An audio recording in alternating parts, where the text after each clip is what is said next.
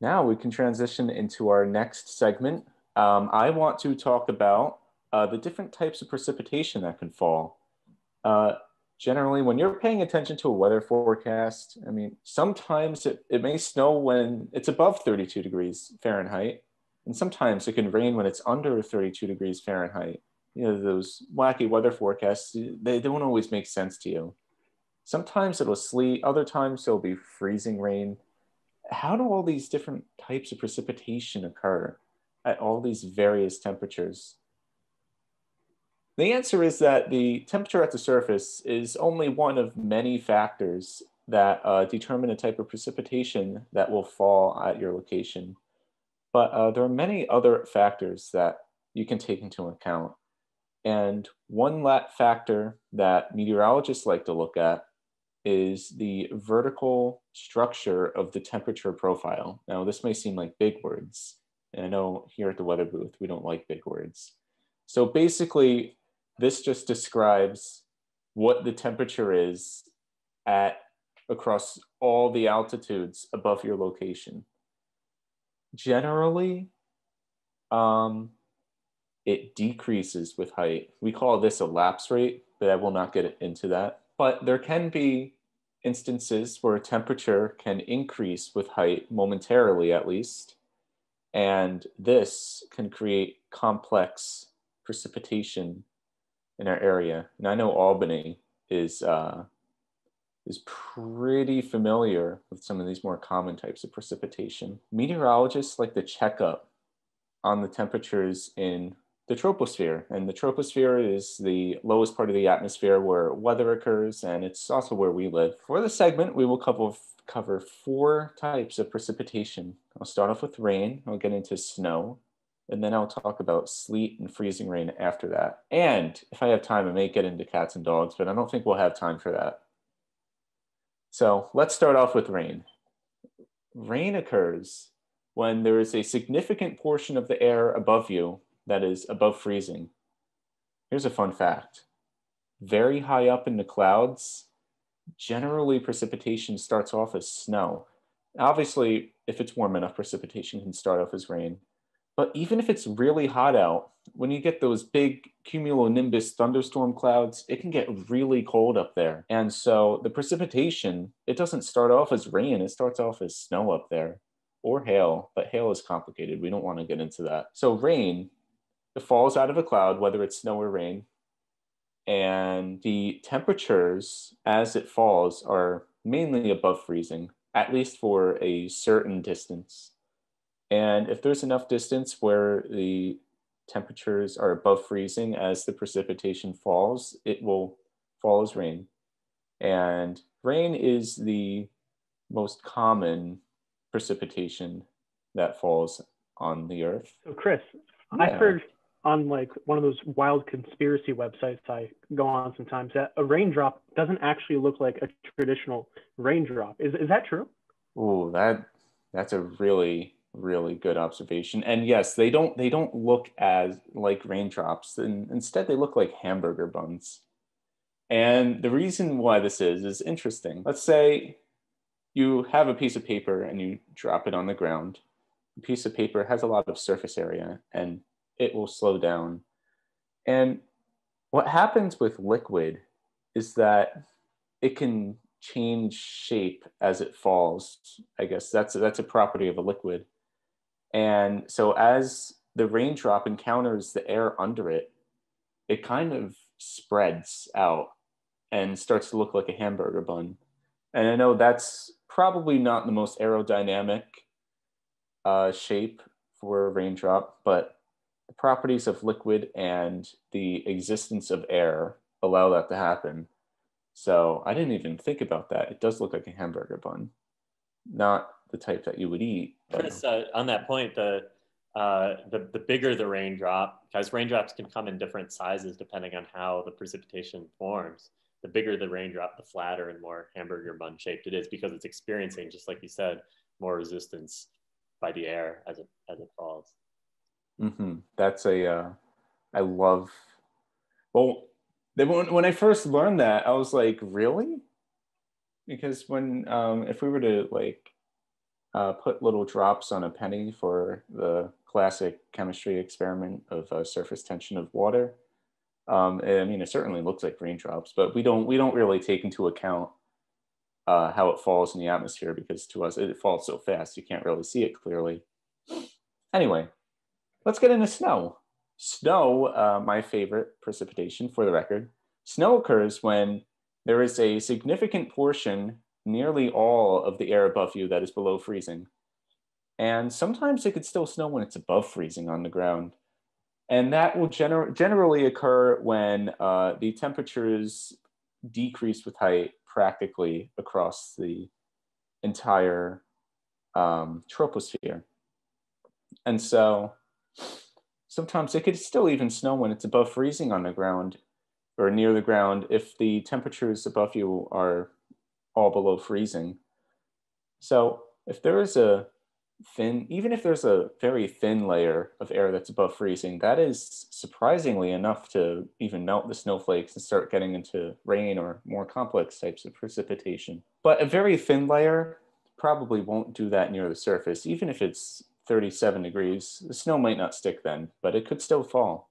It's very interesting to me how it can be so warm at the surface, but still have snowfall. But then sometimes it could be, let's say it snows at 37 degrees, and sometimes it'll rain at 34 degrees. And that to me is the most frustrating precipitation, because if it's going to be that cold, why not have it snow? That's how I feel about it. And plus add wind to that, and there's nothing worse than 34, rain, and wind. That is like one of the worst types of weather, I think. Oh, goodness. And it feels 20 degrees colder than that.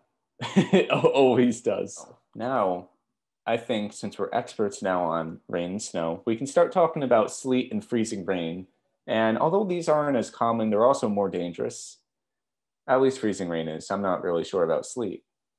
But sleet, this is where it gets interesting. In order for sleet to form, we can assume that at this point, the precipitation coming out of the clouds is snow, because it needs to be fairly cold for this to happen.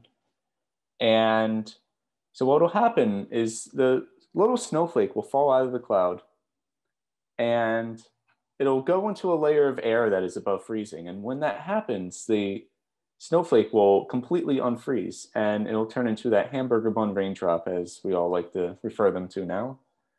And when this happens, it completely melts, and then it enters a region of air that is below freezing, a pretty thick layer of air, I should say. And this third layer of air I'm talking about that is below freezing is enough to completely refreeze the raindrop. Then you'll start hearing all this crankling on the ceiling or roof of your home or apartment or something. And that's how sleet forms. The sleet and hail are different. You may think it's hailing when it's 31 degrees and you're hearing all the little sleet droplets just pounding against your roof and driveway, but that is sleet. Hail is very different and probably a lot more dangerous, especially if it's a baseball-sized hail. Anyway, the main point to take away from this is that sleet completely refreezes before hitting the ground. Freezing rain is actually really similar to sleet. It forms in the same way. Snow falls out of the cloud, and then it completely unfreezes, but this time the layer of air that is below freezing near the surface is very thin. And what will happen is that this isn't a thick enough layer in order for the hamburger bun raindrop to refreeze before hitting the ground. Instead of refreezing before hitting the ground, it refreezes after hitting the ground. And this is where we start seeing ice sheets on roads, cars, grass even. If you look at a freezing rainstorm, the individual blades of grass will have ice on them, which I think is really cool. It's also very dangerous. Sleet freezes before hitting the ground.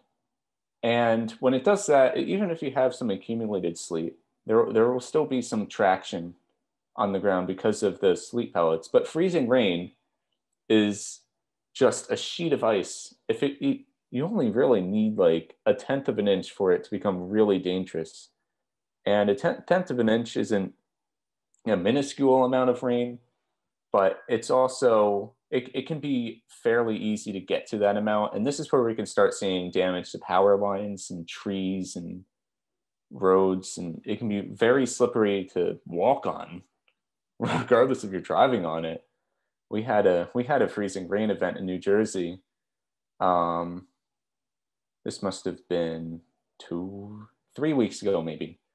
And it was very slippery that day. I was ice skating on the neighborhood road with my shoes on.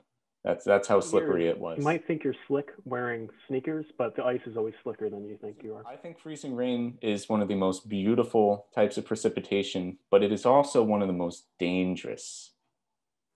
What do you say? Is that? Oh, that's all my allotted time.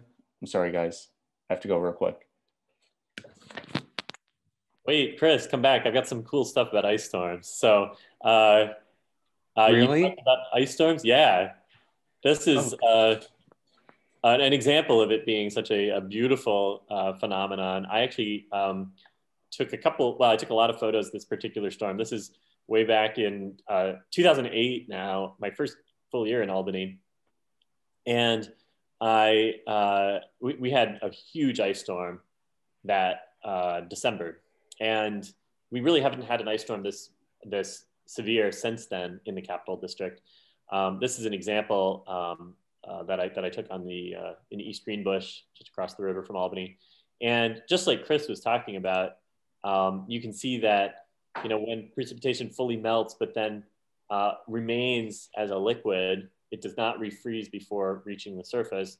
It will land on the sub-freezing surfaces like this tree and freeze on contact. Once you have that initial glaze, it's even easier for the ice to accrete or stick to the already frozen part. So you can see there's some branches already down here because this is very heavy. I mean, you add all this weight to these kind of delicate branches and you can end up with this. But it is, as Chris said, beautiful. And this is another picture from the same day, looking back towards Albany from East Greenbush. And as Chris mentioned, you can see every single blade of grass, individual blades of grass here covered. And there's a little layer of snow after this, so it just briefly changed to snow as the cold air worked its way back in. And that actually made it even more beautiful because then the snow just lightly coated these freezing rain glazed blades of grass. And you can see the skyline here in the distance on this really beautiful day. Some people on this particular day were without power for weeks in the capital region. And it was a really, really bad storm. How did one drive there? It was all covered in freezing rain. Yeah, interestingly, and to be honest with you, I'm not quite sure why this was the case. I think because you can see it's a pretty sunny day, and the bulk of this freezing rain fell overnight. And so by the time the sun came out, the roads actually, I think they've been treated really well, and the roads actually were okay to drive on. Normally, you're absolutely right. Normally, that may not be the case. But in this case, the roads in Albany were actually just fine. But everywhere else, everything, grass and like sidewalks and stuff were pretty covered. But I think the sun really helped, quickly melted on the surface, but didn't really melt it all that well on the grass. But you're right. In many cases, I would not have been able to drive in the situation, but I just have a Honda Civic and it did just fine. Not a sponsor. This weather booth not sponsored by Honda. This storm, I'm going to show more about a recent storm. So just a few weeks ago, we actually had a freezing rain event here in the capital region, and this affected a lot of upstate New York. And Chris did a great job of explaining the vertical profile of temperature that's required to get freezing rain and other precip types at the surface. And so I'm going to show how meteorologists would actually look at something like this to determine what the precipitation type may be at the surface. For that, and this is going to look really kind of crazy at first, but I'm just going to introduce it, just the bare bones aspect of it. This is what we call a sounding. And what we're looking at here, imagine at the bottom of this chart is the surface of the earth in Albany on this particular day. And as you go up the chart, you're literally going up in the atmosphere. So we've got the bottom, the surface, and then we're going up. The black line here, there's two black lines that are actually drawn almost on top of each other. Color the temperature in red. And the dew point, which is a measure of the amount of water vapor, how moist the air is, in green. Don't worry about any of the other lines in the background right now. By the way, there's a whole bunch going on this chart. Just focus on the red and the green. Where the red and the green lines come together, the temperature and the dew point, a measure of the water vapor content of the atmosphere, are equal. And that tells us that there are clouds present, most likely. So in this case, we have deep cloud cover. This is the morning of February 16th. The way this temperature is measured and moisture content is measured is by tying an instrument to a weather balloon and launching it. It gets launched from Fuller Road, across the street from Albany at the National Weather Service twice a day. It goes up in the atmosphere and reports back the temperature and the moisture content of the atmosphere, as well as the wind. This is the freezing line. And so everything to the right of this line, this is all above freezing temperatures. And everything to the left is all below freezing temperatures. Think back to what Chris just talked about. What we see is a pretty substantial layer here of the atmosphere where the temperature crosses this freezing line and is actually above freezing. So if I shade this in, this little area right here, that's a pretty substantial chunk of the atmosphere. It's over 1 kilometer thick. And above that line, you'll see that the temperatures are on the left side of the freezing line or below freezing. And so, as Chris talked about, up here, we have snow that is forming. The snow falls and it melts, fully melts, and I'm going to draw these little green dots here to represent rain. It fully melts in this warm layer. And then suddenly you see that just near the surface, it actually goes back to being below freezing. This was the stage of the storm where the storm was almost over, but it's still below freezing near the surface. We're back to the left side of the temperature line. And that is when we get our freezing rain. We fully melt the snow into liquid. The liquid falls and reaches the surface. The ground temperature is below freezing. It had been pretty cold leading up to the storm. So the ground was quite cold. The rain hits the ground and freezes on contact with the surface. And that's when we get freezing rain. Okay? So that's the little freezing rain logo. So this was the actual observed sounding on the morning of February 16th, 2021 from Albany, and is indicative of a freezing rain event. And thankfully, this wasn't too damaging in the region. There certainly was some damage and power outages. My street here in Albany lost a few branches, but nothing too significant, thankfully. Part of the reason it wasn't so bad was because it warmed up pretty quickly that morning at the surface. We warmed up into the upper 30s, so it quickly melted the ice on the trees. And then we had really cold air come in that night, and we sort of got a flash freeze, but most of the ice thankfully had melted off the trees by that point. So that was fortunate. And this is the surface map from overnight, Monday night into Tuesday morning on February 16th. And in red here are the temperatures across the region. And we see 24 here at Albany at the surface. That's nicely below freezing. 26 here in Eastern Vermont, 29 here at Springfield, 28 at Poughkeepsie. So nice temperatures below freezing. And if you look carefully, see this pink, there's the freezing rain logo. It doesn't have the second dot because it means light freezing rain at this point. Snowing farther to the north, freezing rain farther to the south. And then down as we head towards southern Pennsylvania, you get the dots here. This is just rain. And note the surface temperatures in the 30s. So at this point, it's warm enough at the surface that we're not refreezing those raindrops when they hit the surface. But in Albany, the ingredients were just right. And if we look at what was happening on this day, these are the surface temperatures during the freezing rain event. We have an L here for low pressure. The winds around a low pressure circulate counterclockwise. So we have these counterclockwise winds that for the most part do something like this. And that is ushering in these kind of warm, moist air off the Atlantic to the north. The air across New York State is in the blue here. We're in the cold air at this point. And if you can look carefully, you see the wind is actually out of the north. And cold air is dense and it sits at the surface while the warm, moist air rides and moves up over it, producing clouds and precipitation.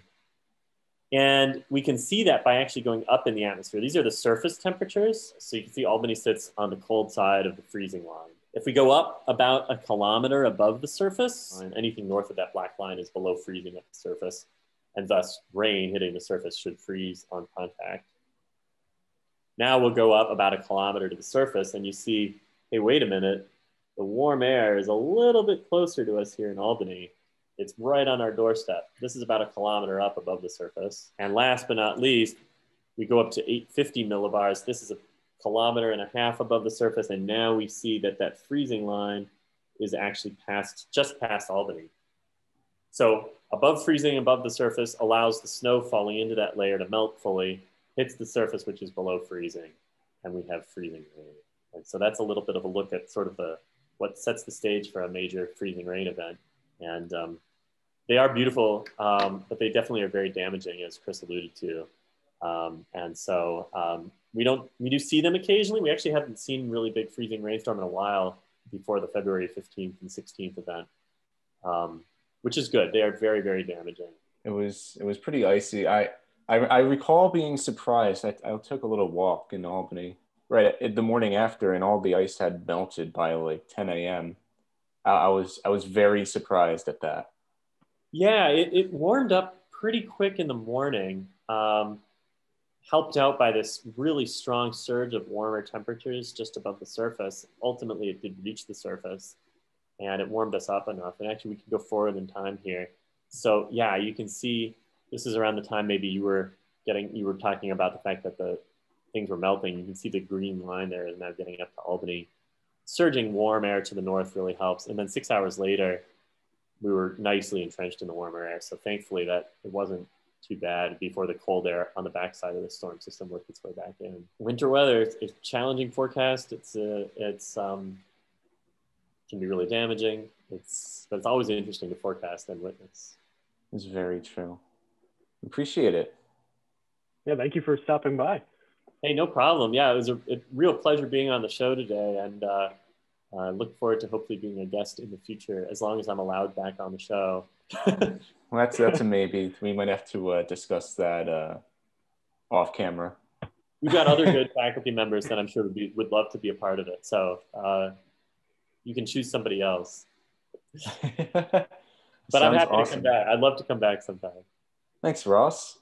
Bye. Bye. Thank you for Ross for the in-depth weather discussion and the breakdown of the ice storm that happened a couple of weeks ago. Do you guys remember last week when we had a discussion about the 1888 blizzard that affected the Great Plains? You remember that, Chris, right? Oh my goodness. I was just wondering. I was like, how does it was so cold there. Like in a snowstorm, is it like, I guess every region has a place where the precipitation, I guess, mixes or severe in some cases. Like, do you have any examples of that?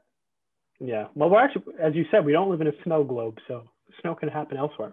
So actually, that same year, 1888, not to go too far back, but it was the year that Grover Cleveland lost re-election to Benjamin Harrison. 1880s kids will remember that. But so we're going to March 1888, focusing on the Great Blizzard of 1888. Brilliant naming. It's also known as the Great White Hurricane.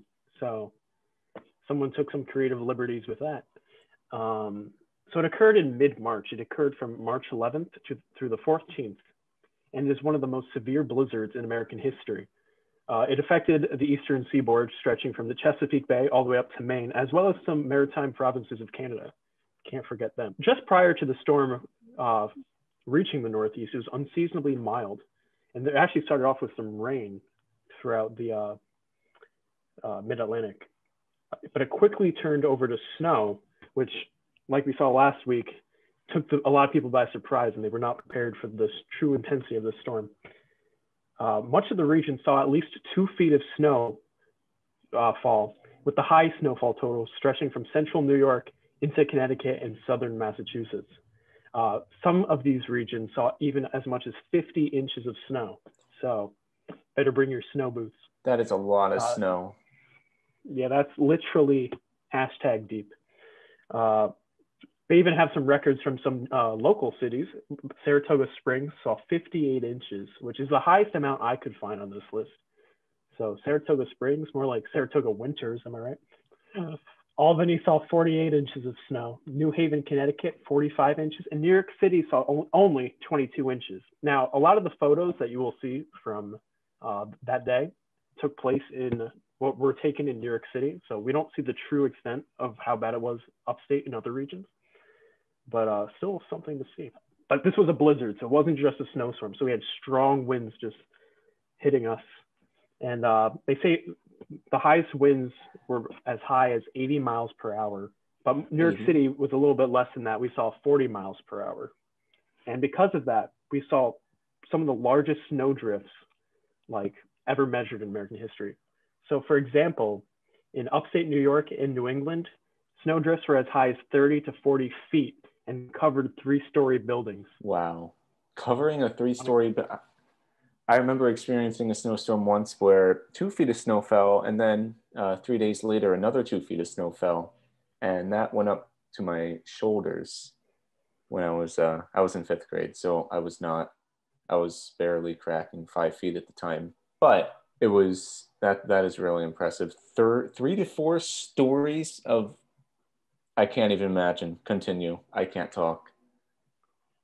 Yeah, and actually, it even gets worse than that. The highest snowdrift of that storm happened in Gravesend, Brooklyn, and measured 52 feet. 52 feet, just all that snow pushed up into a snowdrift. That's a lot of snow. So the storm, it wasn't that severe of a low pressure system. It only got down to 988 hectopascals, which is interesting.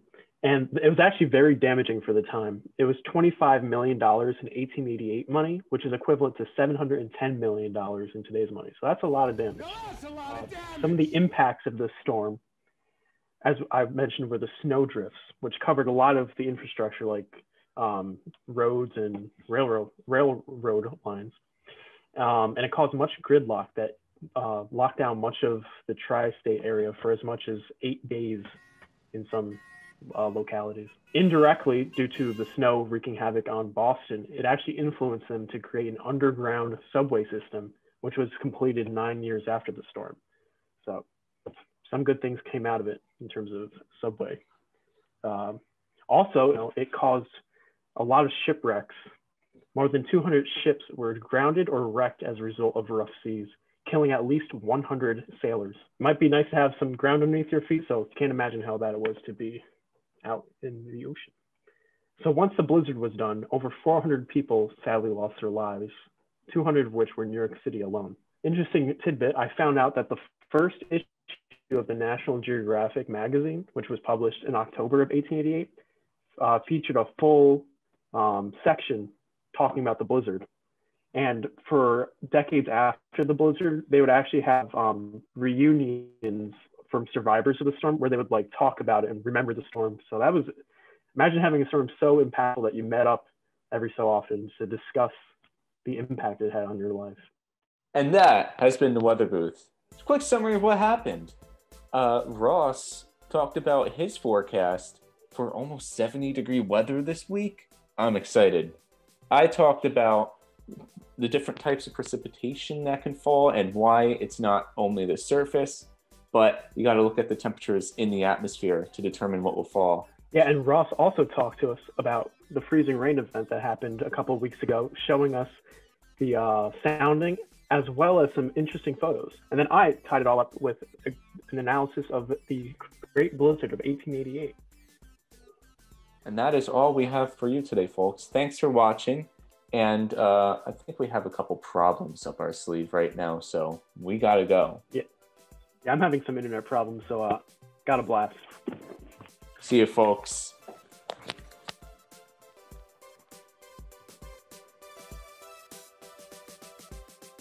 This has been the Weather Booth. It looks very, very different. This is a different time. That's part of the reason why it looks so different.